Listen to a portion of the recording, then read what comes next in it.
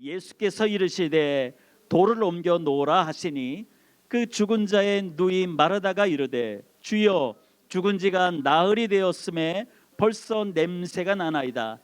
예수께서 이르시되 내 말이 내가 믿으면 하나님의 영광을 보리라 하지 아니하였느냐 하시니. 아멘. 저는 이 말씀을 가지고 현실의 한계를 뛰어넘어 하나님의 능력을 체험하는 열쇠라는 제목으로 함께 말씀의 은혜를 나누겠습니다. 오늘 읽은 말씀의 배경은 이렇습니다. 예수님이 사랑하시는 나사로, 이 나사로가 죽었습니다. 나사로의 여동생인 마르다는 요한복음 11장 21절에 주님께서 여기 계셨더라면 내 오라비가 죽지 않았을 것입니다 라고 그렇게 예수님 앞에서 절규합니다.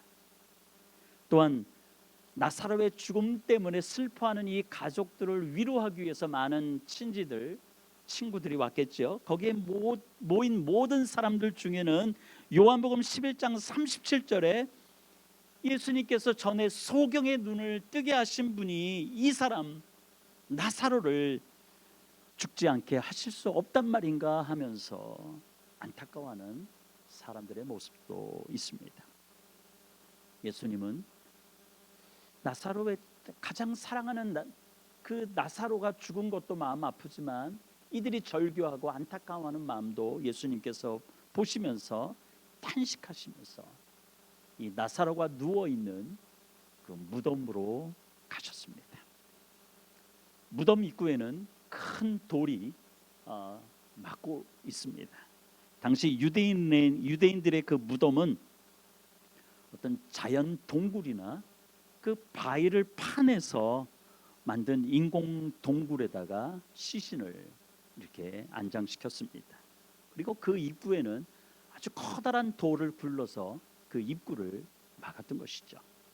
모인 사람들은 예수님이 그 무덤 가까이 가시자 도대체 예수님이 무엇을 하실까 궁금했을 것입니다. 숨죽여서 예수님이 무엇을 하실 것인지, 무슨 말을 하실 것인지 궁금하였을 것입니다.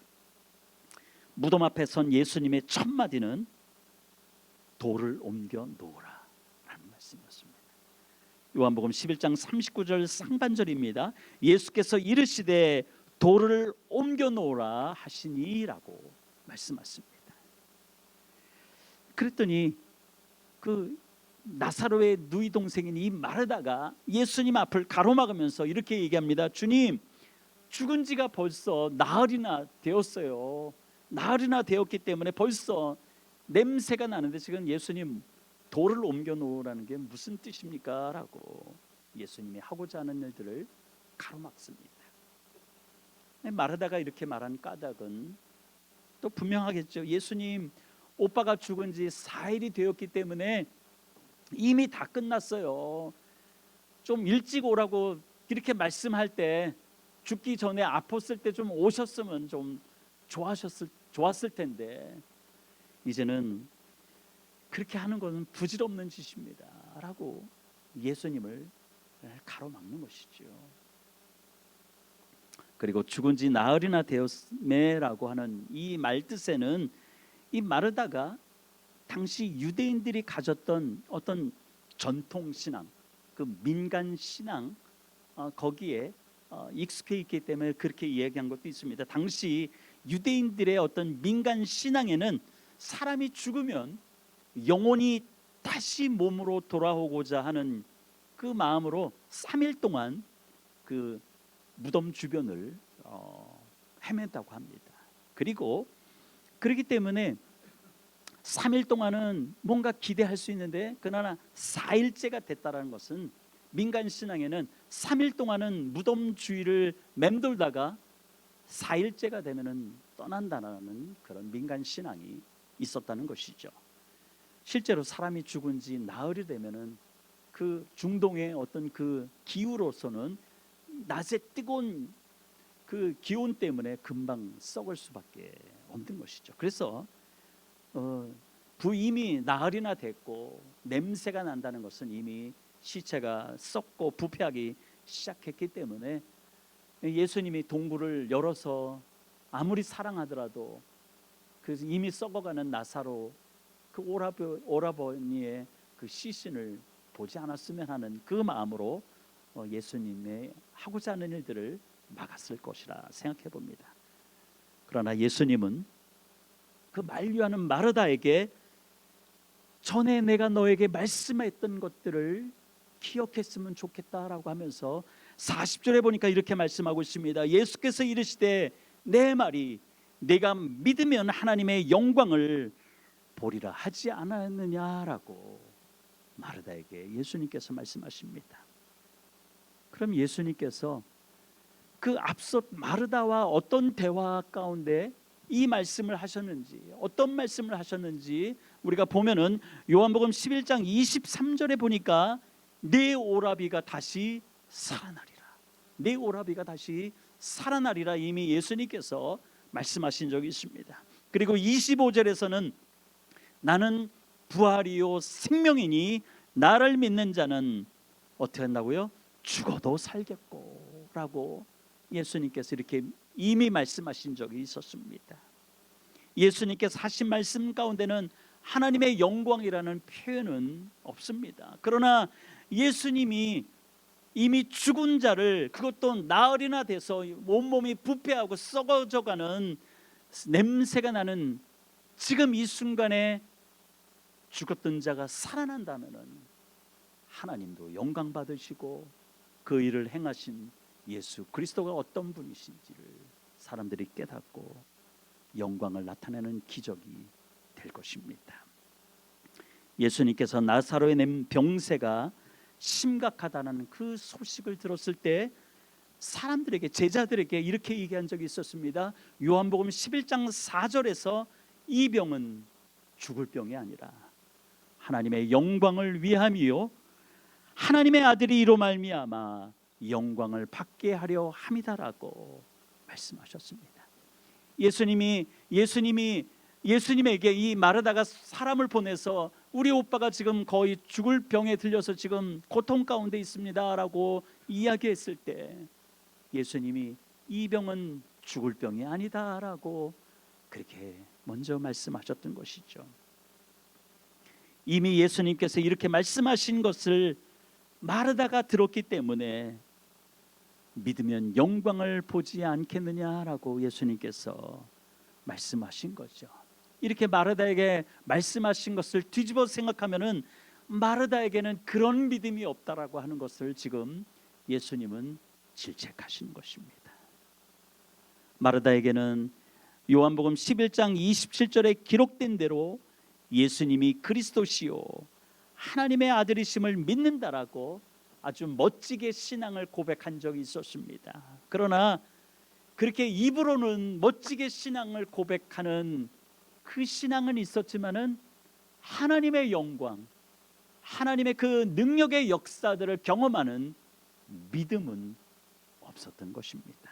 사랑하는 성도 여러분, 저와 여러분이 신앙생활하면서 우리는 흔히 입술로, 말로는 믿는다라고 우리가 고백하였던 것이 한두 번은 아니었을 것입니다. 그러나 우리의 신앙이 단순히 말로만 주님 믿습니다, 주님이 나를 고쳐줄 것을 믿습니다, 주님이 나의 자녀들을 이끌어줄 것을 믿습니다, 이렇게 입술로만 고백하는 것으로 끝나서는 안 된다는 것입니다. 하나님의 능력의 역사를 체험하는 실질적인 믿음이 우리에게는 필요하다는 것입니다.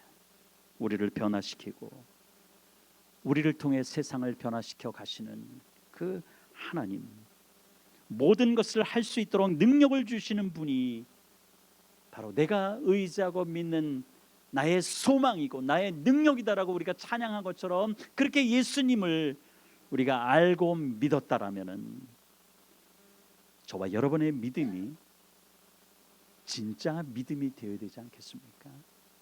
입술로만 그냥 믿음 하는 것이 아니라, 믿습니다 하는 것이 아니라 진짜 믿음, 살아있는 믿음이 우리가 되어야 될 것입니다. 성경에 나타난 하나님의 기적 같은 역사를 경험한 자들, 수많은 사람들이 하나님의 능력의 역사들을 경험했습니다. 그 하나님의 능력의 역사를 경험한 사람들은 늘 한결같았습니다. 애굽의 종살이에서 탈출한 이스라엘 백성 앞에 홍해가 가로막혔습니다. 뒤에서는 이제 자신들을 잡기 위해서 쫓아오는 그 애굽의 군사들이 있습니다. 근데 앞에는 홍해가 가로막힌 거예요. 바다가 가로막혀서 앞도 갈 수 없고 뒤로도 물러갈 수 없는 그런 절체절명의 순간이었습니다. 바로 이러한 오도 가도 못하는 현실에 지금 갇혀 있을 때 하나님께서 모세에게 출애굽기 14장 16절에서 지팡이를 들고 손을 바다 위로 내밀어 홍해가 갈라지게 하라. 이스라엘 자손이 바다 가운데 마른 땅으로 행하리라 라고 말씀하셨습니다. 모세가 가지고 있는 그 지팡이, 나무 지팡이, 무슨 능력이 있겠습니까? 모세의 손을 뻗치라 할 때 그 손이, 모세의 손이 무슨 능력이 있었겠습니까? 그러나 하나님이 하라는 대로 그 말씀에 순종해서 그렇게 지팡이를 들고 손을 바다를 향해서 뻗쳤을 때 홍해가 갈라지는, 그래서 이스라엘 백성들이 마른 땅같이 그 바닷길을 걸어가는 하나님의 능력의 역사들을 경험했던 것입니다.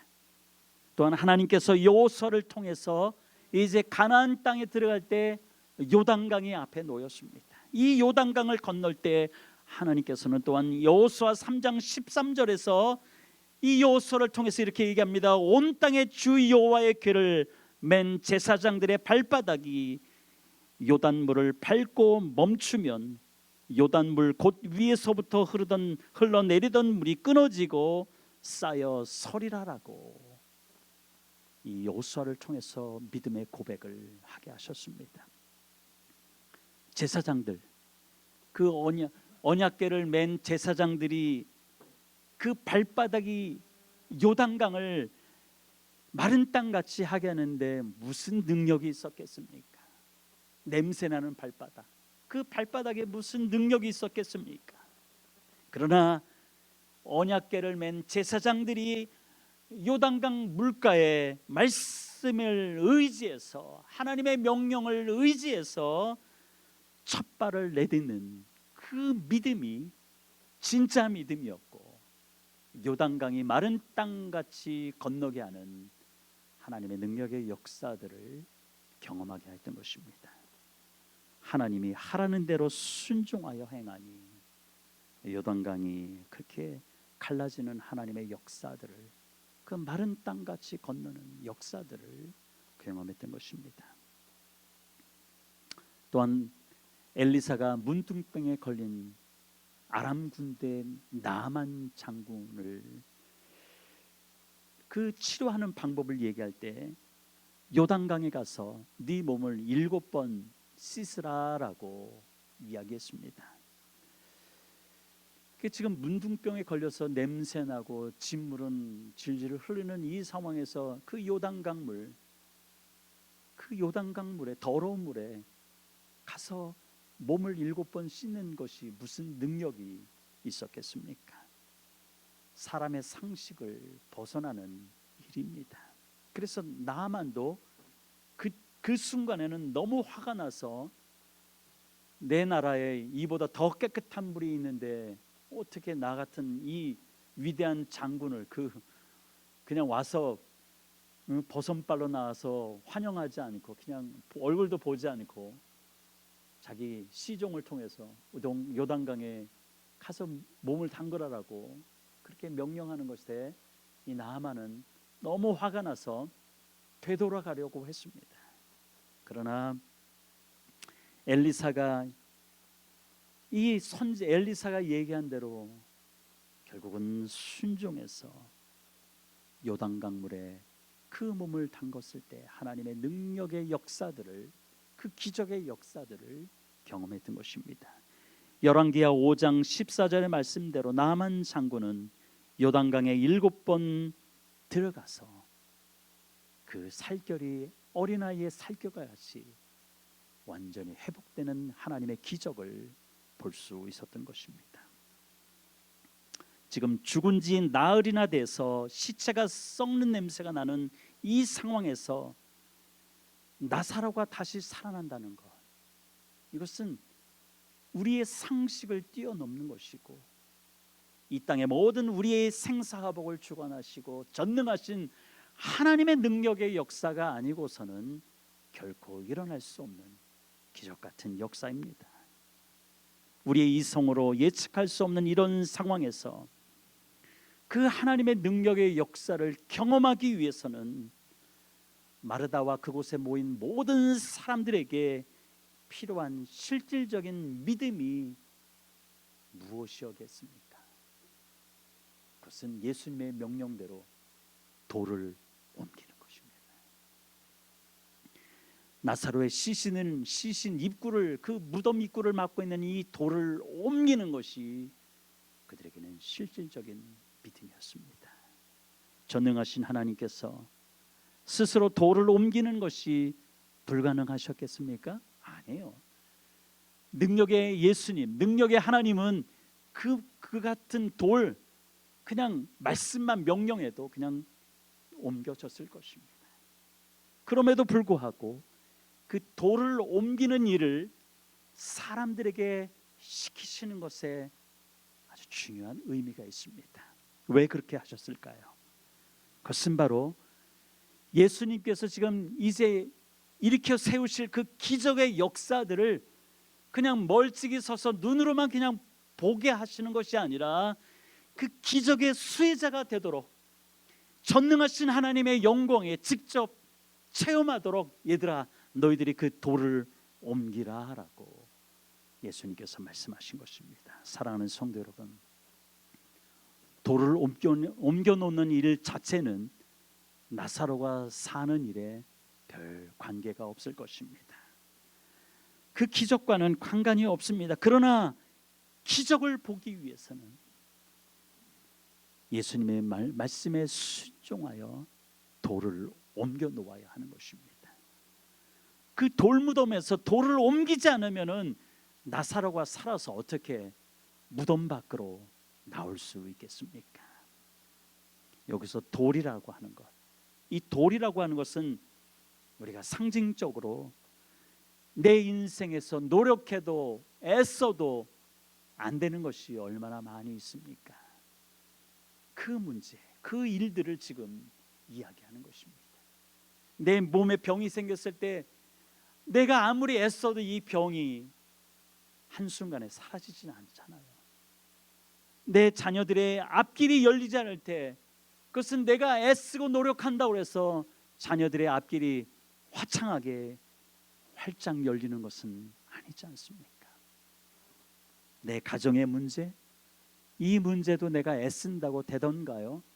결코 되지 않습니다. 바로 이것이 우리 인생의 문제, 이것이 바로 돌이라고 하는 것입니다. 여기서 옮긴다는 것은 어떤 뜻이냐? 내가 아무리 애써도 할 수 없는 것, 그래서 포기하면 살았고 그냥 내 운명인가 보다라고 생각하면서 살았던 이 모든 것들을 주님 앞에 다시 가지고 나와서 주님을 신뢰함으로 기도하기 시작한다는 것이 바로 옮긴다는 것입니다. 여러분의 인생의 문제 다 같지는 않지만 각자가 인생의 문제가 있습니다. 그 고난의 시간들이 있습니다. 그래서 아무리 애쓰며 살았어도 노력했어도 안 되는 인생의 문제, 내가 가지고 있는 이 문제, 이것을 주님 앞에 내가 가지고 나와서 엎드려 기도하기 시작하는 것, 이것이 바로 예수님이 명령하신 돌을 옮겨 놓으라고 하는 의미도 있는 것입니다. 그래서 주님 앞에 갖고 나와서 예수님이 당신을 얘기할 때 내가 부활이요 생명이다라고 이렇게 말씀하셨는데, 부활이요 생명이신 주님 앞에 가지고 나오면 가능할 거야. 내가 할 수 없었던 이 문제가 해결될 거야. 내 몸의 육신의 연약함들이 회복될 거야. 내 자녀들의 인생이 열려질 거야. 그렇게 하나님 앞에 가지고 나오면 하나님의 능력의 역사로 기적을 일으킬 거야 라고 하는 이 마음으로 기도하기 시작하는 것입니다. 말씀에 순종해서 믿음으로 이와 같이 돌을 옮겨 놓지 않는 사람들, 말씀에 순종해서 믿음으로 주님 앞에 내 인생의 문제, 내가 어떻게 해도 해결될 수 없는 이 문제를 주님 앞에 갖고 나오지 않는 사람은 결코 인생에서 하나님의 능력의 역사들을 경험하지 못할 것입니다. 그런 의미에서 돌을 옮겨 놓는 일은 하나님의 능력의 역사에 우리가 동참하는 복을 누리는 것임을 기억하시길 바랍니다. 사랑하는 성도 여러분, 내가 현재 경험하는 현실의 벽에 가로막혀서 더 나아가지 못할 때 그대로 주저앉아서는 안 됩니다. 더욱 주님의 약속을 붙잡고 나가야 되는 것입니다. 주님 앞에 가지고 나오면은 주님이 나를 만져주시고 주님이 나를 고쳐주신다라고 하는 그 기대감이 있지 않습니까? 그 기대감을 가지고 주님 앞에 가지고 나오라는 것입니다. 믿음은 내 머리와 가슴으로만 고백으로 끝나는 것이 아닙니다. 손과 발까지 내려와서 믿음의 행동으로 열매 맺으며 살아가는 것, 그것이 여러분들이 하나님 나에게 믿음을 주세요라고 기도할 때 그 믿음을 얻게 되는 것입니다. 현실의 고난 속에서도 주님의 그 신실하신 말씀을 믿으며 아멘, 주여 말씀하셨으니 내가 아멘하고 나갑니다. 그 아멘하고 고난을 뚫고 나가는 자는 마침내 하나님의 놀라운 기적의 역사들을 경험하게 될 줄로 믿습니다. 믿는 자는 하나님의 영광을 보리라 라고 지금 예수님이 마르다에게 하신 이 말씀을 여러분 마음에 깊이 새기십시오. 믿는 자는 하나님의 영광을 보리라. 우리 성도들 안에 있는 그 아픔들, 내일 또 병원에 가서 진단을 받고 그 진단의 결과를 기다려야 되는 우리 성도님들, 믿으면 하나님의 영광을 보게 될 것입니다. 믿음은 현실의 한계를 뛰어넘어 하나님의 능력의 그 역사들을 체험하는 열쇠가 되는 것입니다. 여러분은 정녕 예수 그리스도를 나의 구원자로 믿고 계십니까? 아멘. 주님께서 부활이요 생명이신 영원한 생명이심을 여러분 믿고 계십니까? 그렇다면은 지금 여러분 마음에 가두고 있는 그 마음의 문, 죽음이란 무덤의 돌문을 열어 젖히십시오. 절망이란 무덤의 돌문을 여러분 옮기십시오. 좌절이라는 무덤의 돌문을 깨뜨리십시오. 여러분은 이미 여러분과 함께 하고 계시는 영원한 생명의 빛을 보게 될 것입니다. 그 생명의 능력을 여러분은 경험하게 될 것입니다. 하나님의 영광을 보게 될 것입니다. 여러분 이 한 주간도 부활이요 생명이신 그 예수님만이 나를 영원히 살릴 수 있고 나의 가정을 살리고 나의 가정을 영원히 도우실 수 있고 나의 자녀들의 앞길을 인도하시고 책임져 주실 수 있는 분이다라고 하는 그 참 구원자 되심을 우리가 다시 한번 신뢰하며 이 한 주간도 감사로 승리하시기를 주님의 이름으로 축원드립니다.